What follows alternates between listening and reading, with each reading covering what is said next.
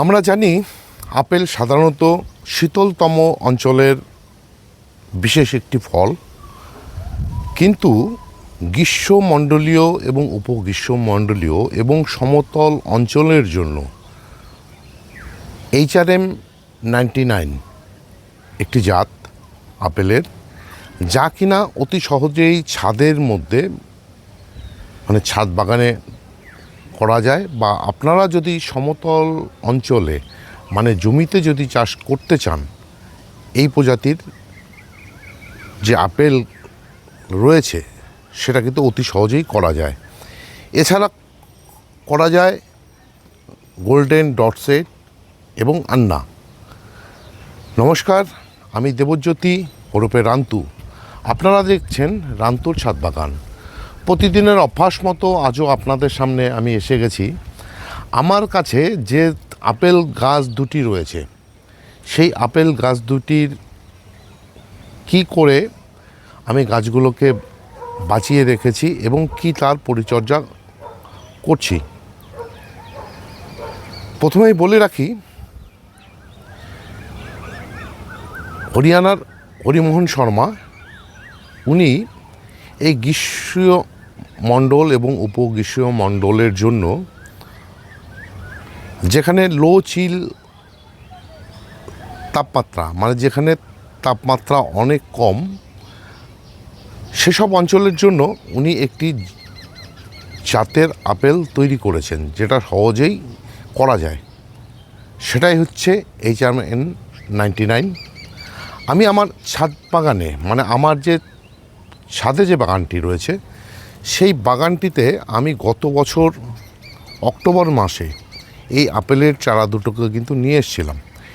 নিয়ে এসে গাছ দুটোকে 8 ইঞ্চি মাটির টবে, গাছগুলো যখন বসাই সে সময়ে গাছের যে মাটি মিডিয়া, সেটা একদম তৈরি করি সম পরিমাণে মাটি, বালি এবং কম্পোস্ট। তার কারণ হচ্ছে আপেল গাছের জন্য দরকার ঝুরঝুরে একটি মাটি, যে মাটিতে ময়েশ্চার থাকবে, কিন্তু মাটিতে জল জমে থাকা একদম পছন্দ করে না এই সমস্ত আপেল গাছগুলো। তাই সম পরিমাণে সমস্ত কিছু নিয়ে কিন্তু আমি গাছগুলোকে বসিয়েছিলাম। বসিয়ে দেওয়ার ঠিক 3 মাস পরে আমি এই গাছগুলোকে দিয়েছিলাম ভারী মিক্স খাবার। যেই ভারী মিক্স খাবারের মধ্যে রয়েছে কম্পোস্ট, শিংকুচি, হাড়গুড়ি সহ সমস্ত কিছু উপাদান। যেই মিক্স খাবার আমি আমার সমস্ত ফলের গাছে ব্যবহার করি, সেই মিক্স খাবার দিয়েছিলাম। দিয়ে দেওয়ার পর গাছগুলো শীতে সুপ্ত অবস্থায় চলে যায়, ডরমেন্সিতে চলে যায়। সেই ডরমেন্সিতে গাছগুলোতে আর কোনো রকম খাবার দেই না। এরপরে আমি গাছগুলোকে শীত ঘুম থাকার পরে ফেব্রুয়ারি মাসে কিন্তু আমি গাছগুলোকে এতটাই বেড়ে যায় যে আমি গাছগুলোকে তার থেকে বড় জায়গা দিতে বাধ্য হই। এবার ফেব্রুয়ারি মার্চ মাসে এই যে গাছগুলো দেখছেন, এই গাছগুলোতে ছেকে ফুল চলে আসে, এবং ফুল আসার পরে এই গাছটি দেখতে পাচ্ছেন আপনারা, এই গাছে দুটো কিন্তু ফল ছিল। আবার এই গাছে প্রচুর পরিমাণে ফুল হয়, কিন্তু ফল হয় না। তার কারণ হচ্ছে আপেল গাছের জন্য দরকার বড় একটি জায়গা, যেটা কিনা এই গাছটির ক্ষেত্রে দেওয়া হয়েছিল, কিন্তু এই গাছটির ক্ষেত্রে দেওয়া হয়নি। কারণ এই গাছটি ছিল একটি 12 ইঞ্চি মাটির টবে, কিন্তু এই গাছটির ক্ষেত্রে আমি দিয়েছিলাম। দেওয়াতে কী হয়েছে দেখুন, এই গাছের যে মাটিটি একদম ঝুরঝুরে মাটি। যতই গাছে জল দিই না কেন, গাছের জল কিন্তু নিমেষেই নেমে যায়। যেটা একমাত্র সম্ভব এই সমস্ত জিওফেব্রিক গ্রো ব্যাগের ক্ষেত্রে, যার জন্যে হয়তো এই গাছটিতে ফলগুলো টিকেছিল, কিন্তু এই গাছের ফল টেকাতে পারিনি। আমি কিন্তু এই যে গাছটি দেখছেন, এই গাছটিতে আমি একটি বড় জায়গায় দিয়ে দেই, মানে এই গাছের তুলনা থেকেও বড় জায়গাতে দিয়ে দেই এই গাছটিকে। এবং দিয়ে দেওয়াতে একটা জিনিস আমি লক্ষ্য করতে পারি, দেখুন গাছটির মধ্যে এই গাছটি এবং এই গাছটির মধ্যে বাড়বাড়ন্তে কিন্তু অনেকটাই পার্থক্য দেখা দিয়েছে। দেখুন গাছটি কতটা ঝোপালো এবং ওই গাছের তুলনায় কতটা সাইজেও বড় হয়েছে। আপেল গাছের পরিচর্যা এই 1 বছর ধরে করতে গিয়ে আমি যেটা বুঝেছি সেটা হচ্ছে, আপেল গাছের জন্য দরকার শুধুমাত্র 3 মাস পর পর মিক্স খাবার। শুধুমাত্র 3 মাস পর পর যদি মিক্স খাবার দিয়ে দেওয়া যায়, তবেই কিন্তু আপেল গাছগুলোতে খুব সুন্দর গ্রোথ তৈরি হয় এবং গাছগুলোতে কিন্তু প্রচুর পরিমাণে ডালপালা চলে আসে। এবার প্রশ্ন হচ্ছে, এই যে আপেল গাছের কোথায় রাখতে হয়, মানে আপেল গাছগুলোকে আমরা ছাদ বাগানে কোথায় রাখবো? এমন জায়গাতে রাখবো আপেল গাছগুলোতে যেখানে 5 থেকে 6 ঘন্টা রোদ পড়বে। কিন্তু গরমের সময় যদি আমরা 7-8 ঘন্টা রোদের মধ্যে গাছগুলোকে রেখে দেই, তাহলে কিন্তু গাছগুলো তো দেখুন এইভাবে সানবার্ন হতে শুরু করে, এই যে পাতা কিন্তু পুড়তে শুরু করে, যেটা কিনা আপেল গাছের একটি বড় সমস্যা। তার জন্যই আমি আপেল গাছগুলোকে এমন জায়গায় রেখেছি যেখানে হচ্ছে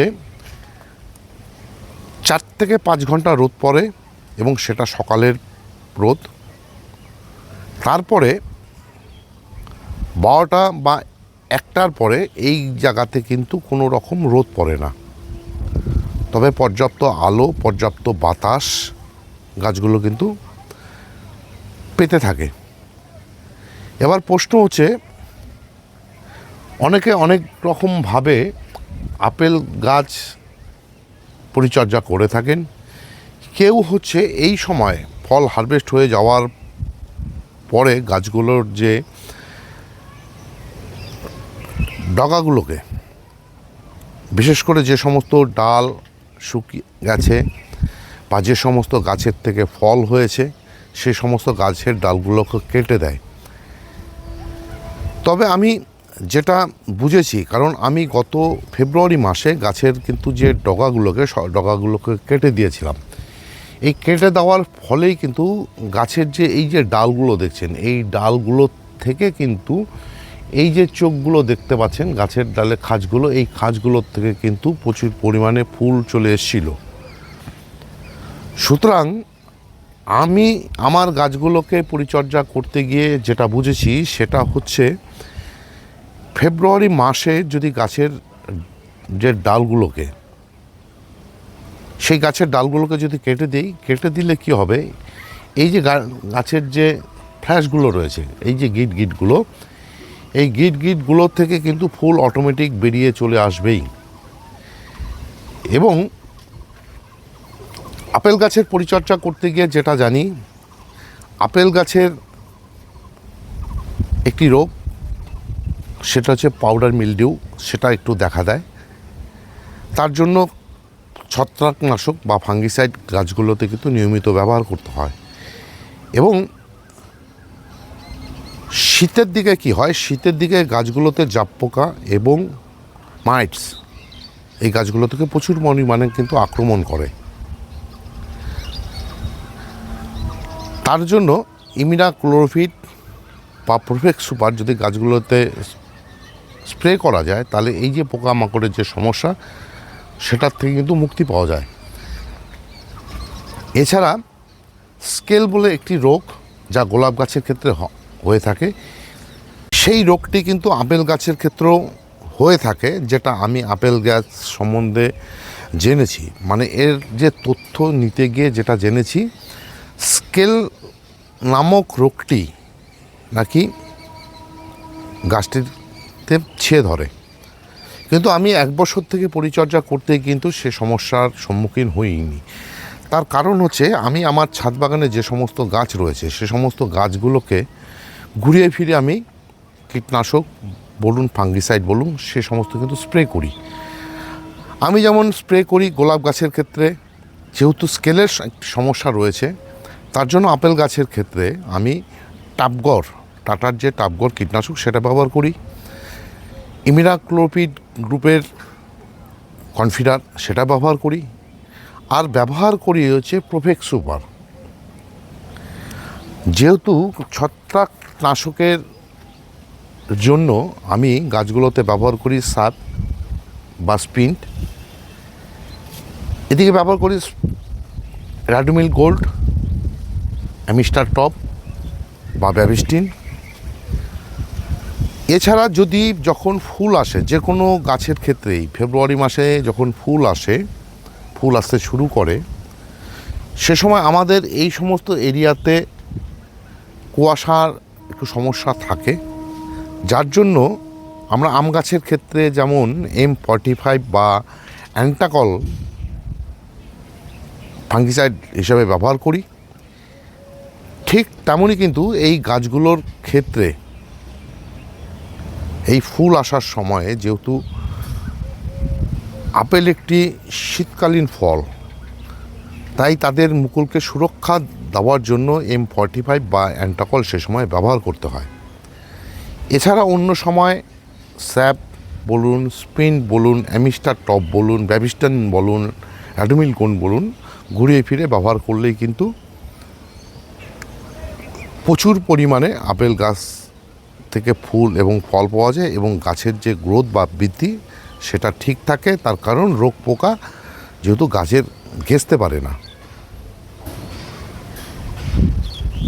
এই ছিল আপেল গাছের উপরে পরিচর্যা, কি করে ছাদ বাগানে আপেল গাছগুলোকে বড় করে তোলা যায়।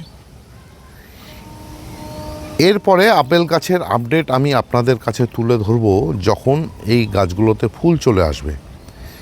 ফুল চলে আসার পর গাছগুলোর কি পরিচর্যা করতে হবে সেটা আপনাদের সামনে তুলে ধরব। তবে যাওয়ার আগে একটি কথা আপনাদেরকে বলে যাব, আপনারা মাটিটি তৈরি করবেন এমন একটি ঝুরঝুরে মাটি, যেই মাটিতে ময়েশ্চার থাকবে, এবং বেশি ময়েশ্চার রাখতে গেলে গাছগুলোতে কম্পোস্ট ব্যবহার করতে হবে। কিন্তু যেহেতু জল খুব পছন্দ করে, কিন্তু গাছের গোড়াতে জল জমে থাকা সেটা কিন্তু আপেল গাছ একদম পছন্দ করে না। সেই সমস্যা যদি হতে থাকে তাহলে আপেল গাছের যে পাতাগুলো সাইড থেকে পুড়তে পুড়তে কিন্তু গাছগুলো মারা যাবে।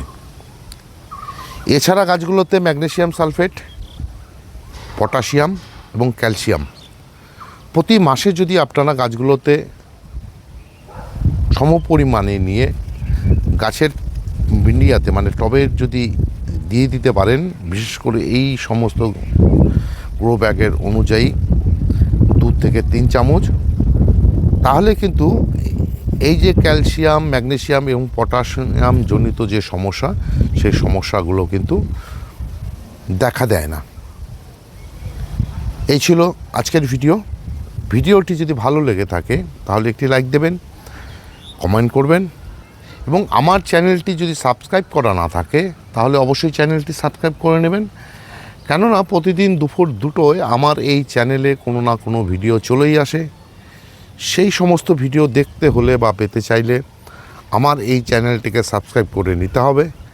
সবাইকে অশেষ অশেষ ধন্যবাদ এবং শুভেচ্ছা জানিয়ে আজকের এই ভিডিও শেষ করছি। সবাই ভালো থাকবেন, সুস্থ থাকবেন, সবুজের সাথে থাকবেন। ধন্যবাদ।